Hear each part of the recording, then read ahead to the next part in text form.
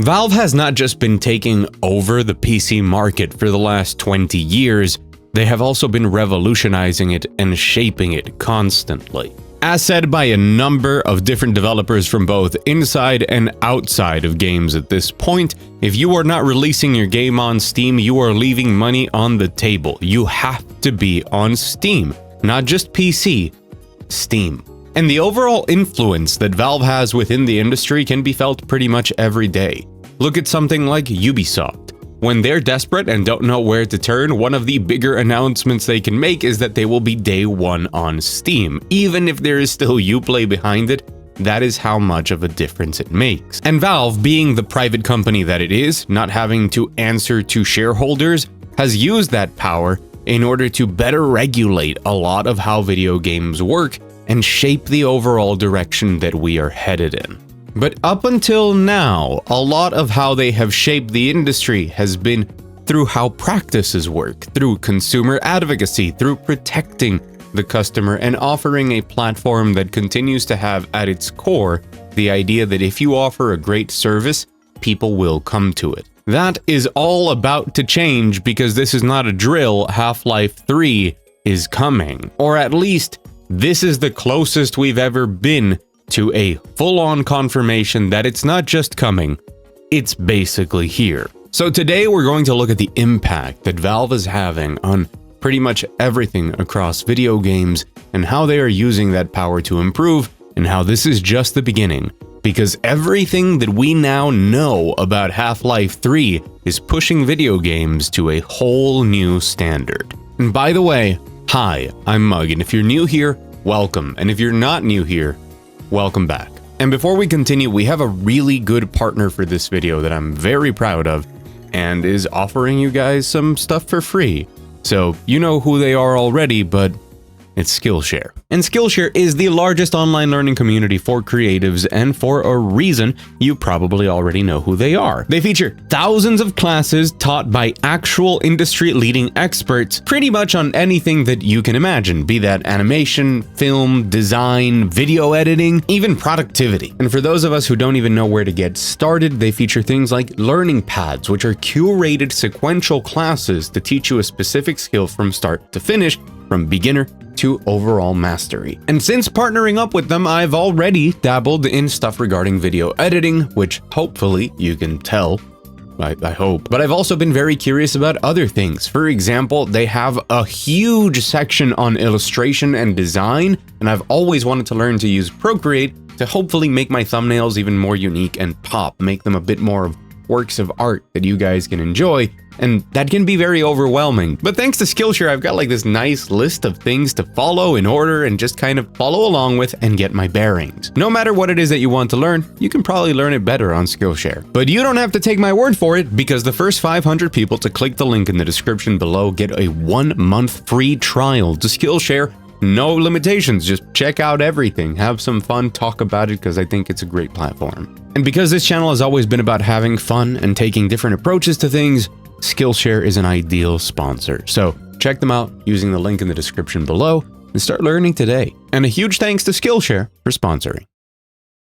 I feel pretty old saying this, but I remember a time when Valve was better known for the games they made than the platform that they sold them on. As a person who has made multiple reviews that are over an hour long, I am obligated by the code of YouTube essayists to have very in-depth opinions about Half-Life 2. I think it's written in the terms of service, actually. Now, just to give the tiniest bit of context around Valve and them making games, they've always made really good games. It's just that they have kind of had a bit of an obsession with making only great games, except when they don't. I guess we don't talk about Artifact, but they very rarely release games anymore. But we do know that they prototype a ton of games, and they have some absurd talent within Valve. And that does kind of hold up, because Half-Life 2 and its episodes and Portal 2 are some of my favorite games of all time. Team Fortress 2 continues to be incredibly popular.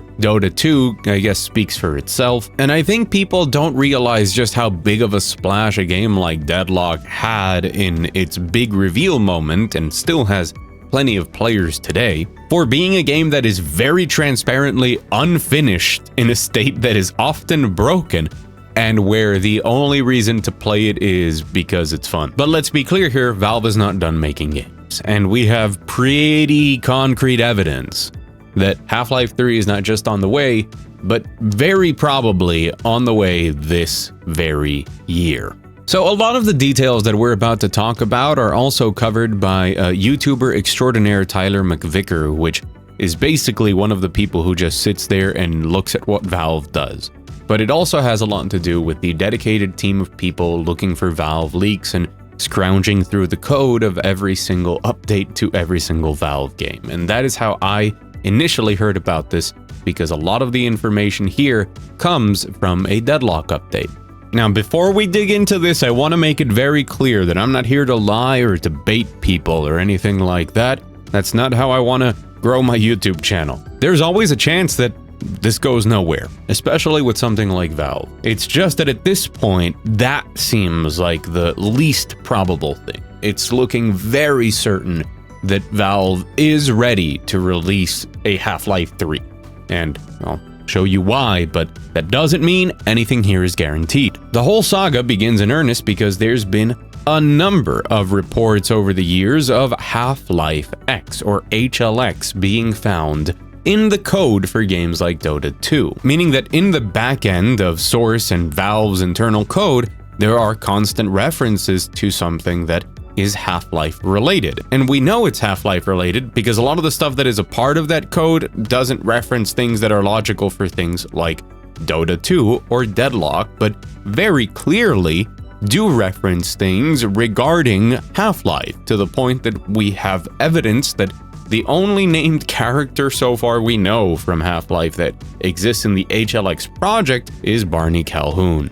Good old Barney. Now, for a pretty long time, we have seen stuff regarding HLX continue to update throughout Valve's games, be that in Half-Life 2 Deathmatch, or be that with RTX updates, be that in Dota 2, or be that in Deadlock. But now we've got some really concrete, very interesting details, all of which point to that release this year. This is mostly because some of the code that has been dug up points to some things that, well, let's just put it this way, make no sense in any current Valve game. And this is where it gets really exciting. We have code pointing to very advanced physics calculations with terrain deformation and calculation of weight and materials of items and how they would deform and destroy terrain. We have code pointing towards how AI would react to those changes in the terrain and adapt to it. We even have code pointing at how the AI would react to the smell of objects, because that is something that can be coded in and have them react to it. We have considerably more advanced fluid dynamics and how those interact with different entities, which, looking at fluids and stuff like that, we also know about a lot of the stuff that Valve was planning for Half-Life 2 Episode 3, which they recently talked about on the big documentary, highly recommended by the way. But it also just ties in very directly with the whole idea of Portal 2 and Half-Life 2 Episode 3 and the Borealis and a lot of that stuff. It makes complete sense that they would focus a lot on water and fluid beyond the obvious, like, oh yeah, hoverboat type stuff. There was a lot of plans in place that we know of, and they tend to kind of stick with those things and give them another shake over time. We have calculations for flammability, and we have advanced driving simulation that rivals very hardcore dedicated driving games, not just some small thing in a game. So we're talking fluid dynamics, terrain deformation and destruction, adaptability of that AI, advanced physics simulations, and how everything shakes out being something that points a lot towards more emergent gameplay. Something that fans of the channel will know. Makes me happy.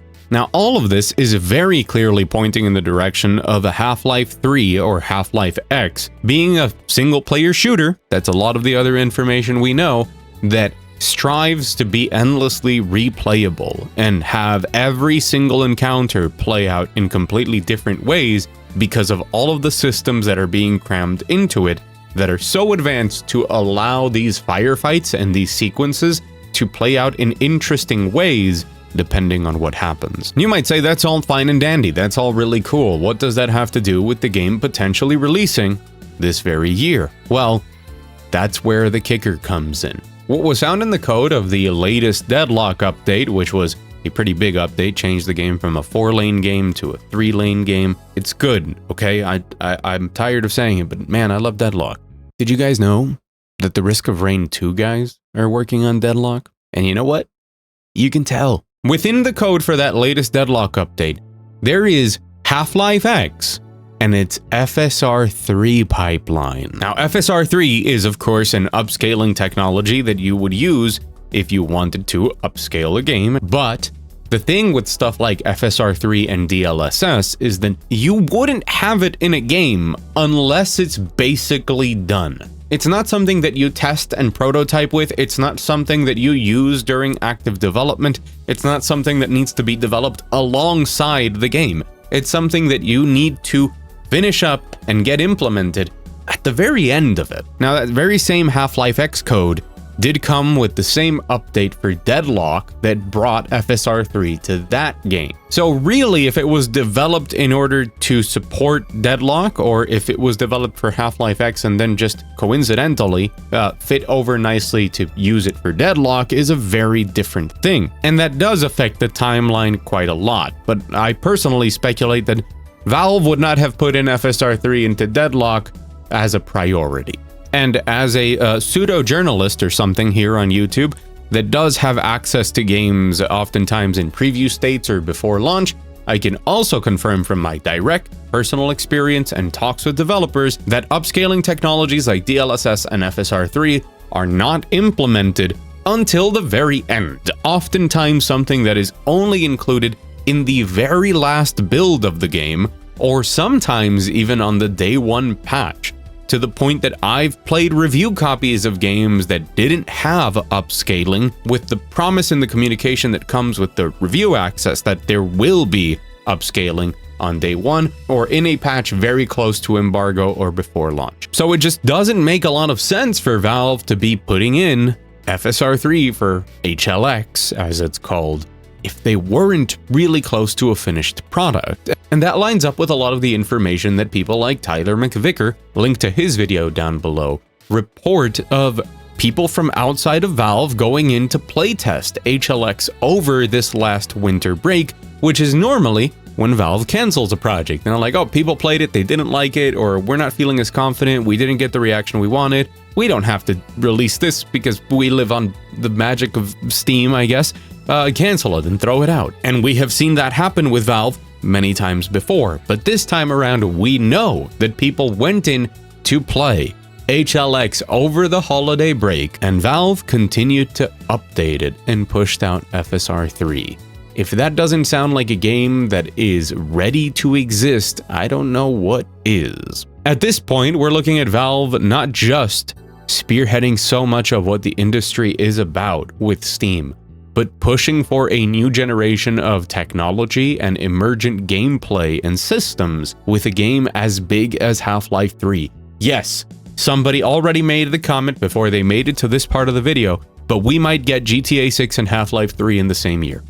It's gonna be a bad year for video games, they said. Now, I cannot offer you any more guarantees than that. I can only offer you the information that is here and my perspective on it from my side of things. But it's looking pretty damn likely, and I can't lie, I am incredibly excited at the idea of playing Half-Life 3, or whatever you want to call it, Half-Life X. What's certain is that Valve is nowhere near done. It doesn't matter how strong they are and how big Steam becomes, they keep pushing for more. And being one of the few private companies that is out here doing things in the video game sector that cares about customers, I'm pretty happy to drop whatever they ask me to drop to play Half-Life X on day one. I just hope that one day they also finish Deadlock. In any case, what do you think about all of this? Are you feeling confident in it? What are we expecting? What do you think about Valve, and what are you hoping for in the future? You can let me know down in the comments below. As for me, I've been Mug, and if you want more when it comes to news, reviews, And retrospectives, there's too many new games, and I have all of these retrospectives on the back burner that are like halfway done, but they're coming, I promise. Subscribe. Helps out the channel immensely when it comes to growing on YouTube, and of course, getting more and better content out to you earlier. A very special thanks to the members of the $1 patron wall up here who support everything I do. More info on that in the description below. And as always, go out there, enjoy some great video games, and I'll see you again very soon.